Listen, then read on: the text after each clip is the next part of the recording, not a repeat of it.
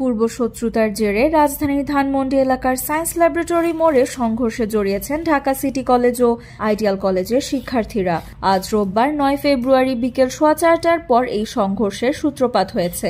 কয়েকজন শিক্ষার্থীর ভাষ্য, আইডিয়াল কলেজের একাদশ শ্রেণীর 3 শিক্ষার্থীকে ছুরিকাঘাত করেছেন সিটি কলেজের শিক্ষার্থীরা। ছুরিকাঘাতে আহত হয়ে তারা এখন ল্যাব এইড হাসপাতালে ভর্তি। এদিকে সিটি কলেজের শিক্ষার্থীরা এ অভিযোগ অস্বীকার করেছেন। তারা বলছেন, সিটি কলেজের 2 ছাত্রীকে হেনস্থা করার ঘটনায় 2 কলেজের শিক্ষার্থীদের মধ্যে মারামারি হয়েছে।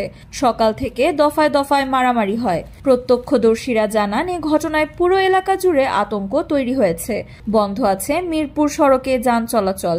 ঘটনার শুরু থেকেই পরিস্থিতি সামাল দেওয়ার চেষ্টা করে স্থানীয় থানা পুলিশ।